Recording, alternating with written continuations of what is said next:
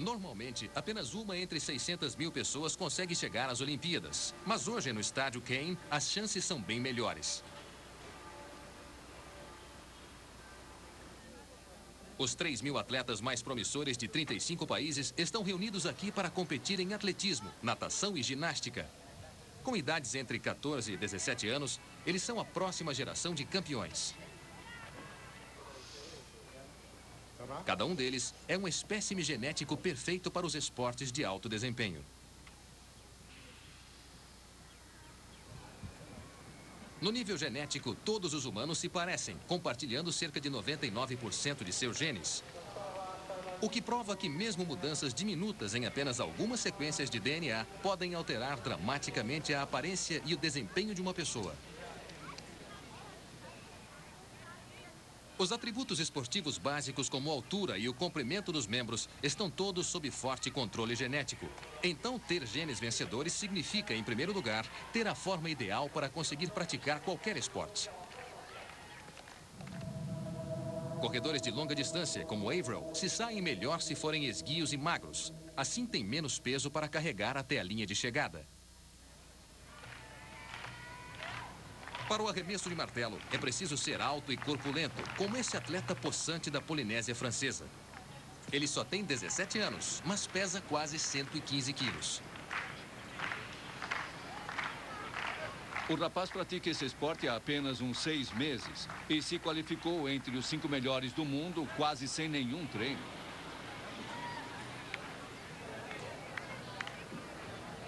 Os saltadores precisam atingir um equilíbrio delicado entre a magreza dos corredores de longa distância e a força explosiva dos velocistas.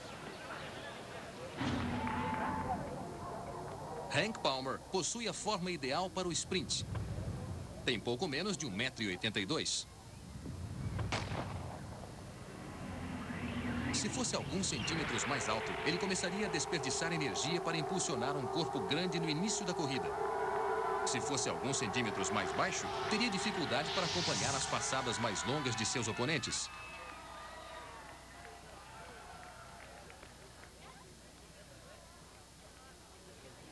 Hank vai participar de sua primeira prova eliminatória. Para essa corrida crítica, o pior inimigo é o medo. Será que sua superioridade genética ainda fará diferença contra oponentes igualmente dotados?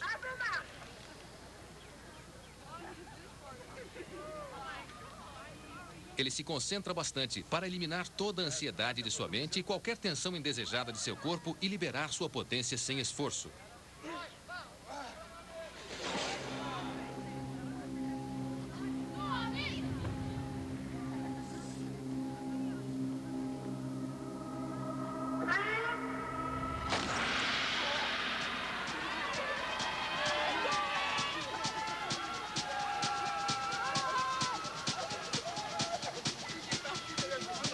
Além de se classificar, Hank termina em primeiro.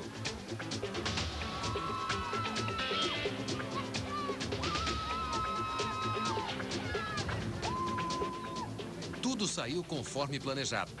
Hank largou bem e manteve a liderança durante os primeiros 80 metros. Vendo que estava numa boa posição, ele não se esforçou muito, preservando sua preciosa energia para as semifinais.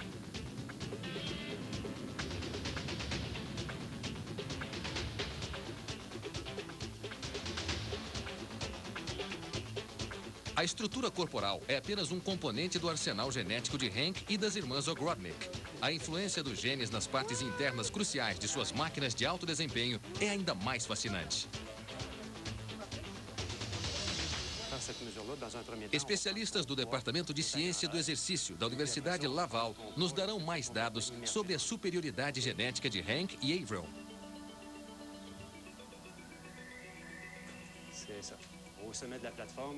Hank será primeiro pesado sob a água. Este método baseado na densidade corporal fornecerá uma avaliação exata de sua massa muscular.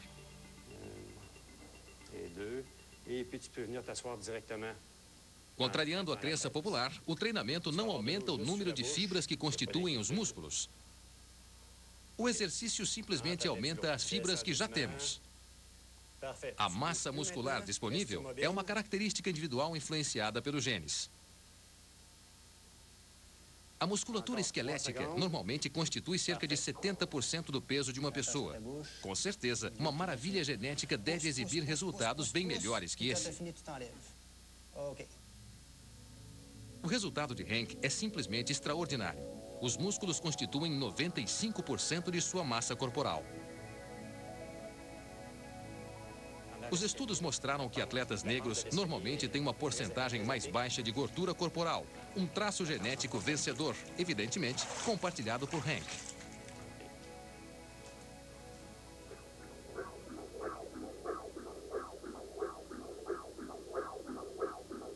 Nossa investigação agora avaliará um órgão que ocupa literalmente o centro de qualquer desempenho esportivo. O coração dessas maravilhas genéticas será avaliado por ecogramas cardiovasculares de desempenho. Os esportes de alto desempenho exigem uma capacidade muito maior que a normal. E a oxigenação dos tecidos periféricos de todos os órgãos e dos músculos periféricos fica muito acima do normal. Então, o coração dos atletas precisa se adaptar.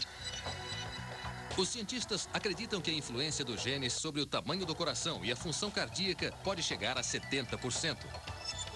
Quanto maior o coração, maior o volume de sangue que irriga e abastece os músculos. Então, o coração dos atletas, em geral, é maior. Como esses atletas são submetidos a um treino intensivo, seu coração é ligeiramente maior que o de uma garota comum que não faz nenhum treinamento.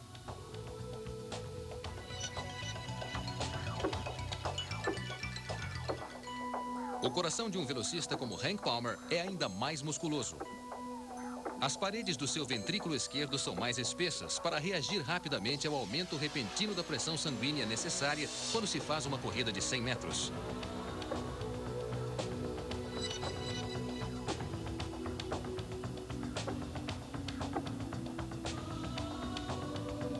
Porém, o coração das gêmeas é geneticamente preparado para lidar com a atividade física prolongada.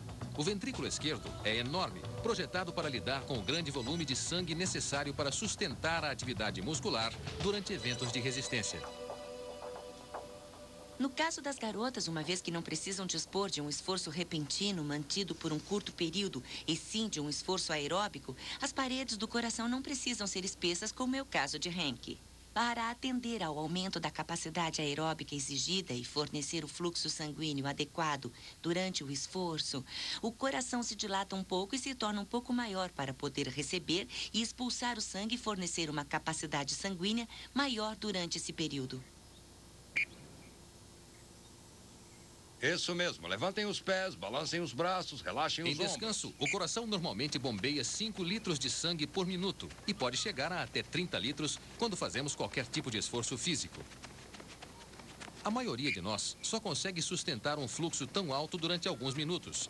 Mas alguns atletas resistentes, como as irmãs Ogrodnik, conseguem que seu coração bombeie 40 litros de sangue por minuto durante horas. Ótimo, faltam só um agora. Vamos lá, pra cima! Com o treinamento, as garotas devem ter aumentado a capacidade do coração em cerca de 30% no máximo. O resto deve-se provavelmente à genética. Cotovelos para trás. A genética, com certeza, tem importância. O meio ambiente, a criação, tudo tem importância. E elas são muito jovens, mas são extraordinárias para a idade e começaram cedo. Devem existir várias outras crianças que têm essa superioridade genética, mas nunca fizeram nada que a revelasse. Elas começaram cedo e certamente a genética só as favorece. Para explicar em detalhes o vigor notável de Averill e a força explosiva de Hank, devemos investigar um pouco mais a fundo seu perfil genético. Hank, sente-se e depois deite. Ele está meio apreensivo, porque isso significa inserir uma sonda no seu corpo e remover um pedacinho de seus músculos preciosos.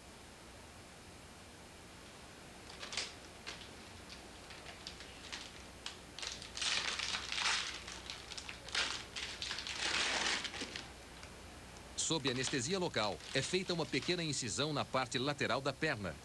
Um instrumento cirúrgico especial é inserido num músculo grande da coxa logo abaixo da pele.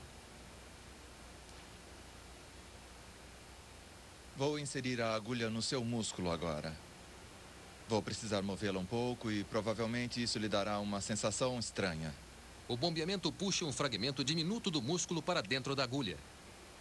O pequeno ferimento não prejudicará de forma alguma o futuro desempenho do atleta. 1, 2, 3.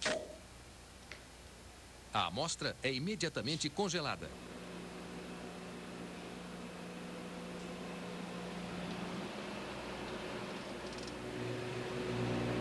Fatias muito finas dos tecidos são postas em lâminas de vidro e fotografadas sob um microscópio, usando uma variedade de tinturas para destacar as fibras musculares.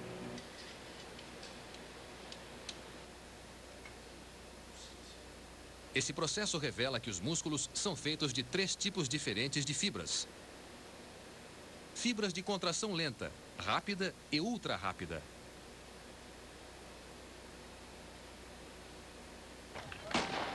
Os genes exercem uma forte influência sobre a proporção de fibras musculares lentas nos humanos. Sendo assim, tem um grande impacto sobre as futuras carreiras de atletas de elite.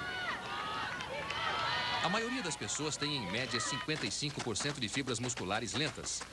Já os atletas que se especializam em eventos que exigem potência podem contar com uma porcentagem surpreendentemente maior de fibras musculares rápidas. A análise confirma que mais de 85% dos músculos de Hank são feitos de fibras rápidas. E entre elas, um número impressionante de fibras ultra rápidas, que são verdadeiramente a marca distinta dos velocistas de elite. As fibras rápidas se contraem 5 vezes mais depressa que as lentas. Já as ultra rápidas são 10 vezes mais velozes. Hank depende de seus genes, não só para aprimorar esta poderosa máquina muscular, mas também para obter repetidamente o máximo resultado.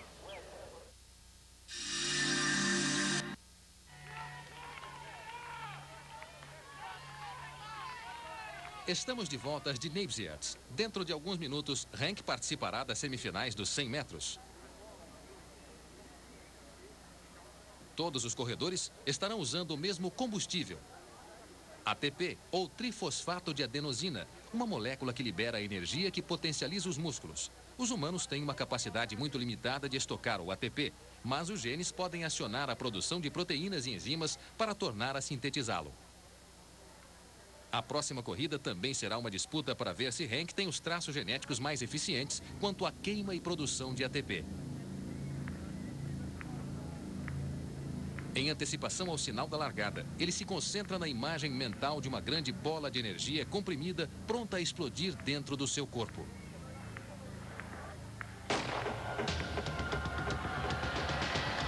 Quase instantaneamente, os genes estimulam as células a liberar proteínas de contração rápida em seus músculos. As reservas de ATP são exauridas em questão de segundos. Fibras musculares ultra rápidas entram em ação, regenerando o ATP de pequenos estoques de açúcar acumulado. Hank mal respira. O esforço é tão curto que seu sistema pode produzir ATP praticamente sem depender do oxigênio. Os genes ordenam que outras moléculas de alta energia entrem em ação, esgotando suas reservas no momento em que ele cruza a linha de chegada à frente de todos os outros corredores.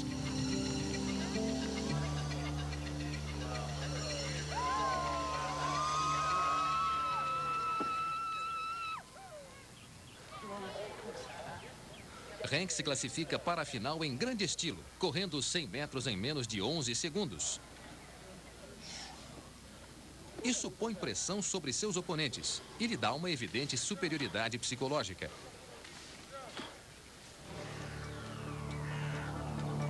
Em todo o mundo científico, há outro tipo de corrida para identificar formalmente qualquer gene que possa estar relacionado a um desempenho tão superior. Um forte competidor neste campo é o Centro de Pesquisas Biomédicas Pennington, em Baton Rouge. Com mais de 500 funcionários, este centro de 150 milhões de dólares é reconhecido em todo o mundo devido aos seus estudos sobre os genes relacionados à aptidão física. Se existisse o gene da persistência em uma busca científica, certamente seria encontrado no DNA do novo diretor executivo do local, Dr. Claude Bouchard.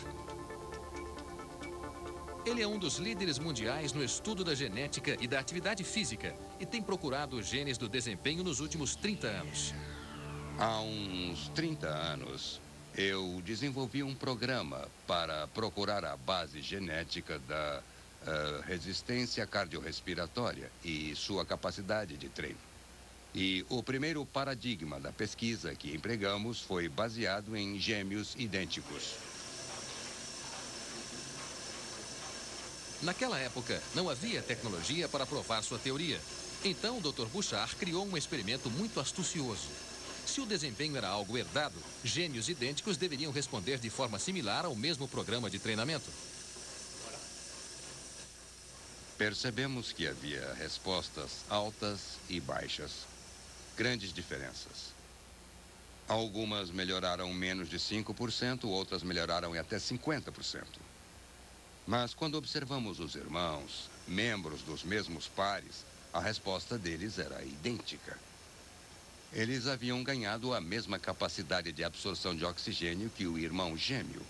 Houve uma variação 70 vezes maior quando as pessoas eram de pares diferentes de gêmeos em comparação com os membros, os irmãos desses mesmos pares. Foi algo muito forte e inequívoco.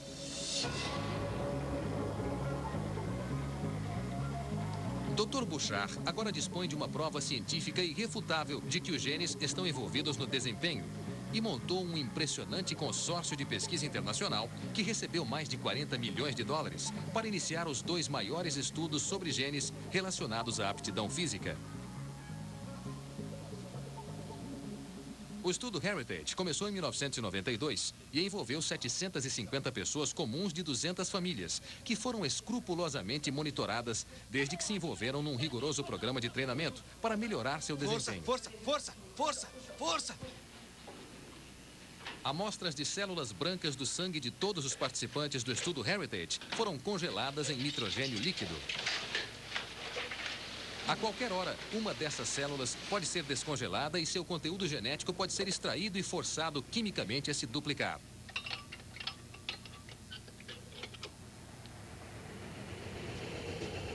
A equipe do Dr. Bouchard ainda usa esse impressionante banco de DNA para testar quaisquer novas descobertas em genética. Mas extrair informações genéticas do DNA não é assim tão fácil. O DNA é constituído de tiras extraordinariamente finas e imensamente longas de bilhões de blocos construtores de moléculas que compõem os genes. Se pudéssemos aumentar o DNA de modo que tivesse 2,5 cm de espessura, os filamentos numa única célula se estenderiam cerca de 80 bilhões de quilômetros. Há mais de 35 mil genes espalhados ao longo desta incrível estrada molecular. Então, localizar e identificar qualquer um deles é uma tarefa verdadeiramente ousada.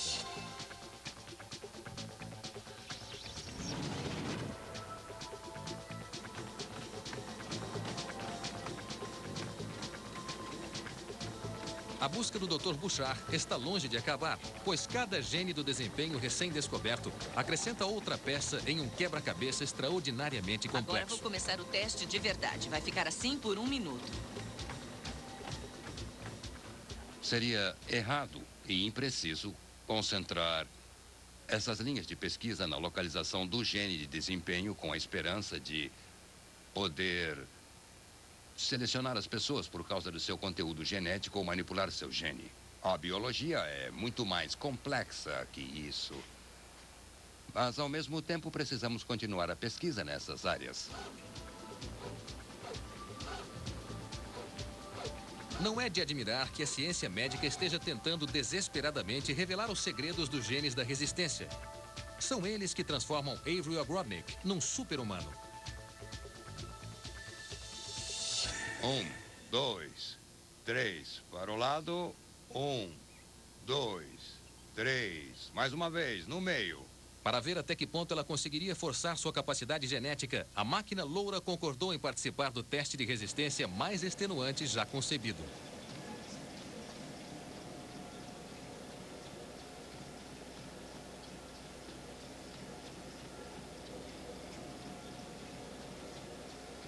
A resistência atlética se reduz à capacidade do corpo em absorver o oxigênio e fazê-lo entrar em ação nos músculos.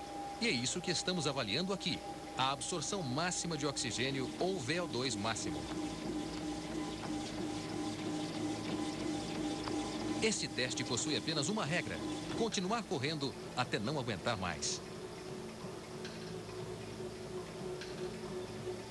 Averill é, de fato, capacitada geneticamente para encarar esse desafio. Mais de 80% de seus músculos são compostos de boas e resistentes fibras musculares lentas. Essas fibras lentas estão cercadas por um ótimo sistema capilar, e assim as células sanguíneas podem irrigá-las e abastecê-las melhor. Elas se contraem continuamente graças às proteínas feitas sob medida, cuja fórmula está codificada em genes especializados. 10 minutos se passaram e Averill ainda se mantém firme.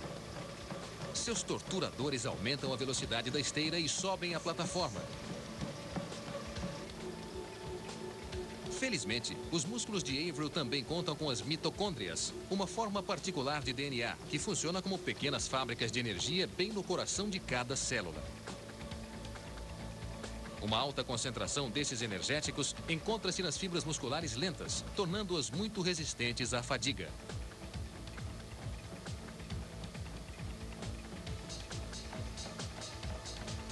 Estamos nos aproximando da marca dos 18 minutos. Averill exibe um desempenho tão surpreendente que os técnicos estão perdendo sua compostura científica. Muito bom, muito bom. Muito bom. Prossiga, vamos. Vamos. Está chegando lá. Vamos. Muito bom, mantenha assim. Faltam 15 minutos. Quer continuar? Não? Para o relógio. Vamos parar agora. Tudo bem? Agora segure na barra. Após 20 minutos estafantes, Averill finalmente para. Você está bem? Certo. Vamos. Bom trabalho. Sente-se bem? Foi um teste muito bom. 70. Você fez 70. 70 é acima da média. Muito acima do normal. Uhum. Isso mesmo. E considerando a sua idade, é algo que aumentará. Uma pessoa normal costuma ter um VO2 máximo de 35. Averill obtém um VO2 máximo de 70, o que é simplesmente fantástico. Louis Perrus, chefe do Departamento de Ciência do Exercício da Universidade Laval, é chamado ao laboratório. Obter valores dessa magnitude nessa idade é sem dúvida acima da média e certamente indica uma pessoa com um sistema cardiorrespiratório e um coração muito atlético, porque são valores que encontramos em atletas adultos que, em geral, têm pelo menos 20 anos. O fato de ser uma mulher é ainda mais impressionante, porque normalmente os resultados são mais baixos nas mulheres que nos homens. Então, são valores excepcionalmente altos. Podemos, com certeza, falar numa maravilha genética, porque sabemos que esse atributo é influenciado pela bagagem que herdamos. E ter essa capacidade numa idade tão jovem deixa claro que é preciso ter características genéticas que os tornem predispostos a esses valores, sem dúvida nenhuma.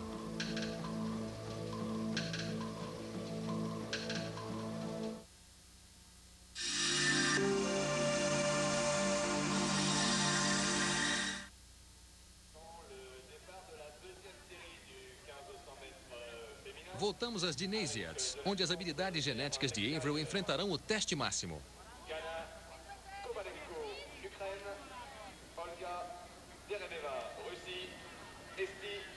Ela é a corredora mais jovem nesta prova eliminatória de 1.500 metros. As suas oponentes mais velhas são fisicamente mais fortes e algumas delas já são corredoras internacionais experientes.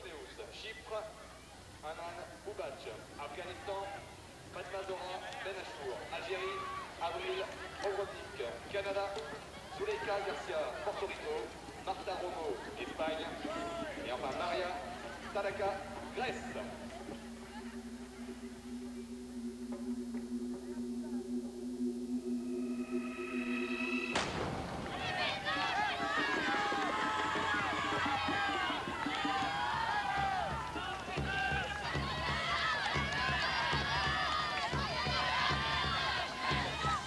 Como sempre faz nos encontros nacionais, Averill manobra para se posicionar à frente do grupo. Durante 3 voltas inteiras, a pequenina máquina loura se esforça bravamente para manter a liderança. Mas as outras corredoras, mais experientes, estão simplesmente economizando energia. Agora, faltando apenas uma volta, elas forçam mais e alcançam facilmente Averill. Uma a uma, elas a ultrapassam.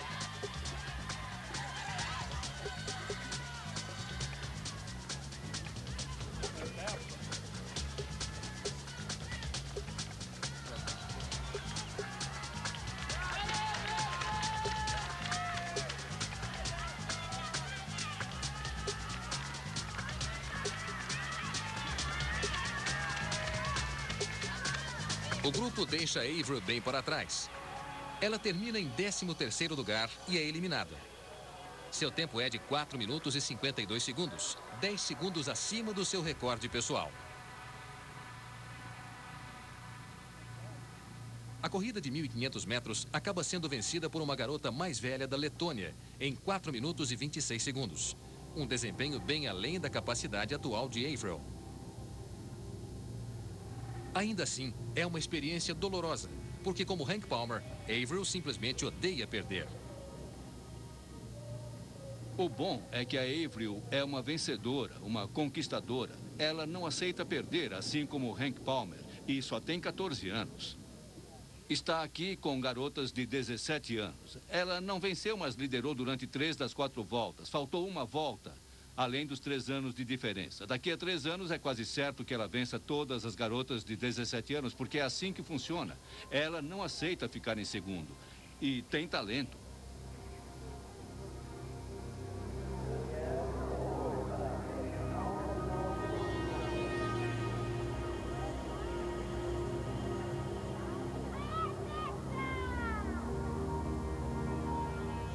Mais importante que medalhas de ouro é baixar seus tempos e se transformar numa corredora excepcionalmente respeitável para alguém poder dizer, aí está uma atleta.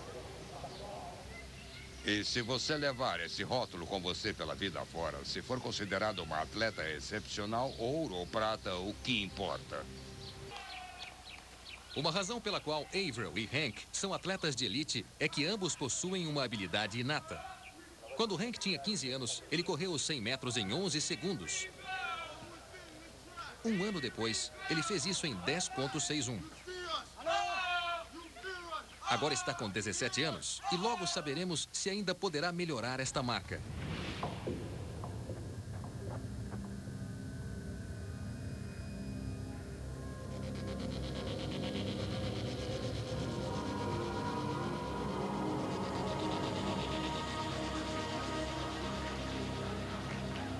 Agora chegou o momento da verdade para Hank e Danielle Saint-Hilaire. As finais dos 100 metros. Dessa vez ele enfrenta os melhores velocistas jovens do mundo. E todos eles forçarão ao máximo suas habilidades genéticas.